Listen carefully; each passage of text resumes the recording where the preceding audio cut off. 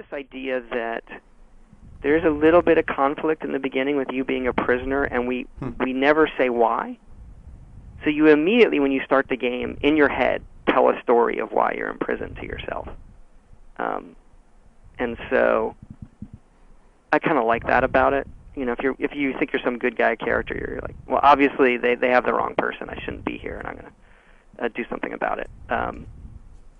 So that's why it's part tradition and part it lets you in your head tell a quick little story for yourself.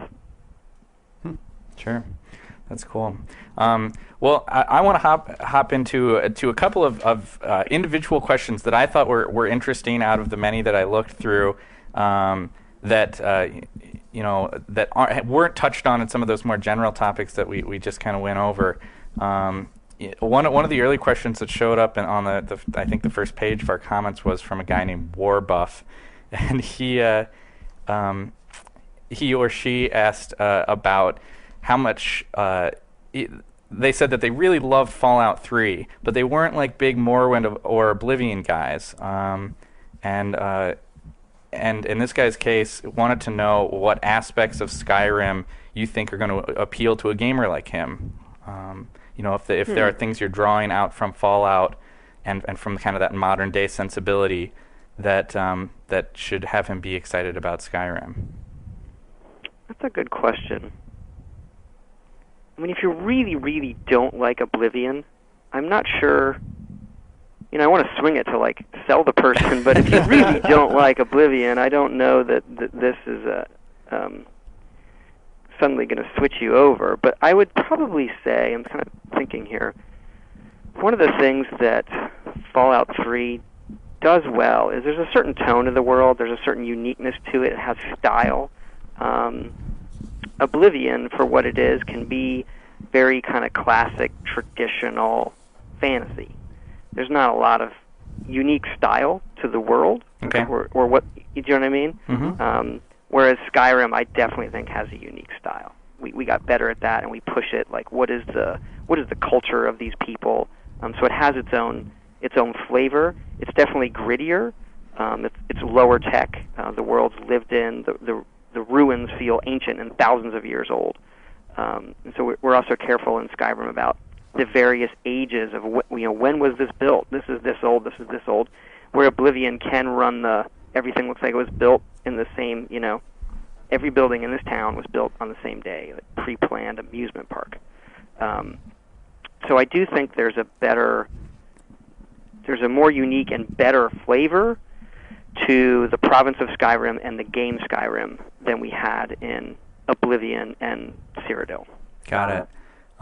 We actually had another reader who inadvertently, I think, kind of dovetails with that question. I'm sure this guy's somebody who's played Fallout, because he asked if Skyrim's going to have multiple endings, and if like your choices are going to affect those. That was a big part of kind of the Fallout experience. Is that something you guys are interested in exploring in Skyrim? I don't really want to answer the ending of the game question. Yeah, sure. So I'm going to pass on that question. Fair enough. It ends with a werewolf holding a spear, riding a dragon. Right. I think we should just assume that's probably what it's going to be. Please spend money for this DLC. We seriously have like a phone book here of questions. We're just looking we're paging through. Another thing that showed up a couple times, I'm looking at a particular question from a guy who calls himself BioShocker. And he's curious about like the actual geography of the world and how kind of expansive Skyrim will be. He thought Oblivion was pretty big. Mm-hmm. Is Skyrim sort of a comparable geography? So as far as actual landmass, it's about the size of Oblivion. Okay. It's different in that a lot of it, I don't want to say a lot, there's a good portion of it that is mountainous. Okay. And mountains you just can't walk across, so they kind of inflate your game space. So if you have this large mountain, getting up and through that and around that, and then the dungeons that are on the mountain, they tend to compress. The parts of the world that have mountains tend to get, I don't know if you'll use the word compress or expand. You spend more time there, so it does feel, when you're walking around it, to us it feels a bit bigger because of the mountains. Okay. And we were, really pushing to have it not just be this big snowy mountain game the whole game, so that we do have a lot of different regions. So another thing we pushed, we have, I don't know, maybe 5 or 6 regions, and they all have a really unique look while still being part of that province, from pine forest to fall forest to tundra and volcanic tundra, and then the mountains with the snow, and then the glacier area and things like that. This is kind of an interesting question from 10 level. He asks, is there any particular ESRB rating that you guys are aiming for? We never aim for a specific rating. I would be I don't want to say anything, man, because I'm sure it'll be M, but we never aim for a specific rating.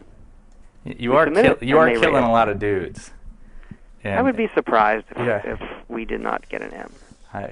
Our assumption is we're getting an M, so we are doing the content that we think is appropriate. Not for an M, we're doing the content that we think is appropriate for Skyrim. Sure. So there is more violence to the combat just in how it looks.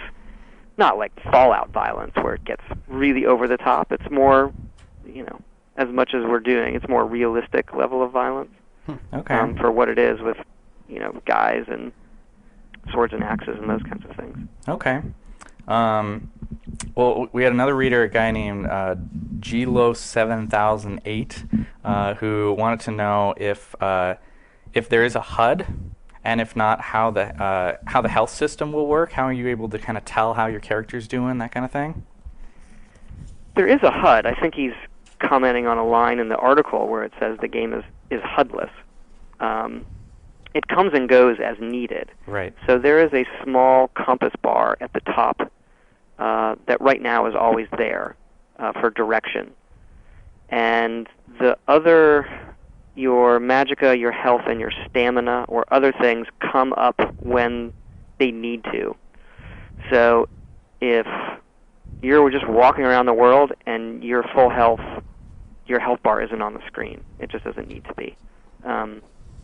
So we want to keep it HUDless as much as possible. But as soon as someone hits you and your health drops at all, the health bar shows up, and then once it's full for a period of time, it goes away. It's that kind of paradigm. Okay. Got it. I think there were a few different people. We talk a lot these days, I think, about a game from the console perspective, but we definitely had some readers who were curious about kind of the PC direction. Mm-hmm. We had one guy, Count Chocula here, wanted to know if there are any plans to release an X64 version of the game for PC players. We had some people asking about high-resolution textures, if those were things that would have to be modded in. A bunch of people who were just kind of curious in general about the PC experience. Do you guys have like a dedicated group that's working on the PC version? You work on them together? How does that work out? Well, we work on it together, and the main thing for people to know is our background is PC games. The game is authored here on PCs. That's what we work on. So a lot of the team is playing the game on PC all day. We do want the platforms to each have a really, really high level of fidelity. I personally play a lot on the Xbox. It tends to be my preferred platform. We do a lot of graphics development still first on the Xbox just because it's smoother. And a lot of that stuff does go over to the PC. The PC, I don't want to comment on specific, whether it's processors or different types of things. We tend to do as much as we can as the project goes on because we want to support as wide a range as possible. We also tend to do that stuff late because right now we want to work on the main game and how it plays and getting the graphics fast everywhere. And then as the project gets closer to release, we start supporting all those other things. You'll definitely be able to run the PC at a much higher resolution. All of our games that we've done so far, so I don't want to commit on this, but I'll just say all of the games we've done, Oblivion, Fallout 3, Morrowind, the PC versions have higher res textures they ship with, by default.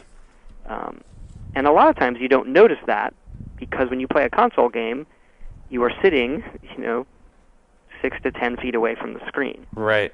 Whereas in the PC, you're sitting a foot, 2 feet away from the screen. So those kind of differences in texture resolution you don't notice except if you're looking at 2 screenshots on a computer and flipping between them. So I guess at the end of the day, what I'm trying to say is we are going to support that stuff. I can't say how far, but the same thing with the interface.